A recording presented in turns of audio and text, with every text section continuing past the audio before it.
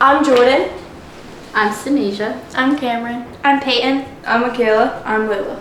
And we are the North Carolina Bulldogs JV team, cheerleading team. Way up at the North Pole, there is a special place called Christmas Town. Families of reindeers live in cozy caves, elves work at the factory making presents for children. In Santa's castle, Miss Claus makes sure he eats plenty so that his holiday suit fits just right. Everyone loves living in Christmas Town except for one year when the weather was so bad that Christmas was almost canceled.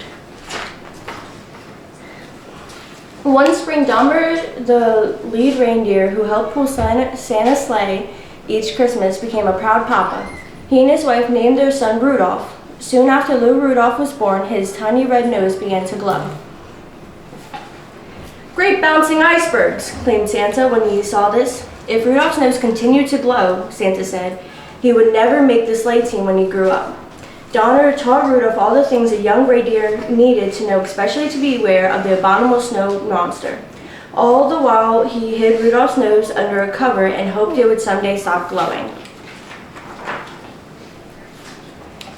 As the months went by, the elves were busy making Christmas toys. All the elves loved their work, except for one. Hermie just didn't have a knack for toy making. Maybe that's because he dreamed of becoming a dentist one day. This made him feel like a misfit among his fellow elves. Rudolph felt like a misfit too. He didn't like the nose cover he had to wear. Without it, his nose glowed and as brightly as ever. But Donner was determined to keep that a secret. On the day of the annual reindeer games, Rudolph met Clarence, a pretty young doe. When Clarence said she liked him, Rudolph was so excited that he flew through the air with joy. Flying was exactly what Comet the coach was trying to teach the young reindeer. Everyone was amazed by Rudolph until his nose cover came off.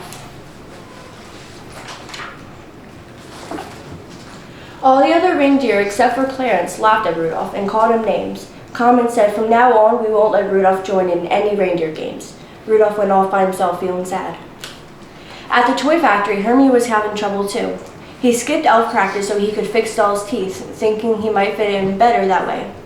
When the foreman found out, he yelled, "Come to elf practice and learn to wiggle your ears and chuckle warmly and do important stuff like that, or you'll never fit in." But Hermie just couldn't. He ran away instead. Before long, Hermie and Rudolph met and shared their stories. They decided to go off into the world together. "You don't mind my red nose?" asked Rudolph. "Not if you don't mind me being the dentist," replied Hermie. It's a deal," said Rudolph. On their first day, they heard the abominable snowman's terrible roar. "He must have seen your nose," cried Hermie. The two friends tried to stay far ahead of the monster. Soon they met Yukon, Cornelius, and his dog sled team. Yukon was looking for gold, but he found Rudolph and Hermie instead. Then Rudolph's glowing nose let the abominable snowman find them all, thanks to Yukon quickly thinking they escaped on an ice floe. The ice floe carried them to the island of Misfit Toys, a place filled with odd toys. The rulers of this island, King Moonracer, said, "A toy is never truly happy until it's loved by a child." Rudolph promised the king that someday he would tell Santa about all these homeless toys. Maybe Santa would include them in his Christmas deliveries to children around the world. Rudolph asked King Moonracer if he and his friends could stay on the island of Misfit Toys. "This island is not for living things," said the king. "It's only for misfit toys." "How do you like that?" said Yukon. "Even among misfits, we're misfits."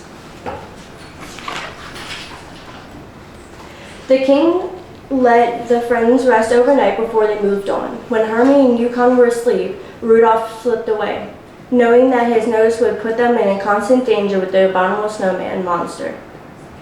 He didn't want to be the cause of any harm to his friends. The abominable snow monster did indeed find Rudolph because of his glowing nose. He chased the young reindeer everywhere. During that time, Rudolph grew up. One day he realized it was time to go home. Meanwhile, Rudolph's parents and Clarence had been out looking for him ever since he left. It was now 2 days before Christmas Eve, and Santa told Rudolph that without Donner, he'd never be able to get his sleigh off the ground. Rudolph was determined to find his parents and Clarence. As he began to look for them, the storm of all storms hit. Thick snowflakes fell, making it hard to see. Rudolph had an idea where his parents and Clarence were, in the cave of the abominable snow monster.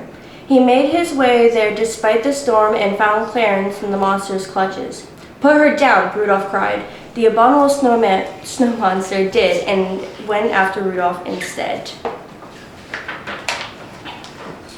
Yukon and Hermie, who had been searching for their friend, arrived at the cave just in time. Quickly, they lured the monster outside and knocked him out with a big rock. Then Hermie removed all of the monster's teeth. Finally, Hermie got to be a dentist. When the abominable snow monster woke up, Yukon pushed him back and back and back until the monster, Yukon, and his dog slipped over the edge of a cliff. Rudolph and his friends and family were heartbroken when they returned to Christmas Town. When the others heard the entire story, they realized that those who are different are important too. They all apologized to Rudolph and Hermie. The foreman even told Hermie he could open up his own dentist office. And Santa agreed to find homes for the misfit toys. Just then, there was a knock at the door. It was Yukon and his dogs and the abominable snow monster. Even though they had all gone over the cliff, the abominable snow monster was able to bounce, and so they had all landed safely. Now the monster was no longer mean. He even got a job. He placed a star on the top of the Christmas tree. Everyone cheered.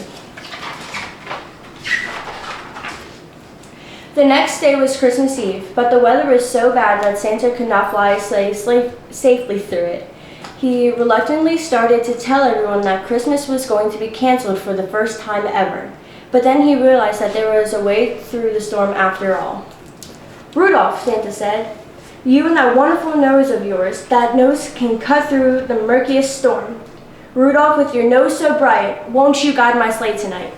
Rudolph replied, "It'll be an honor, sir."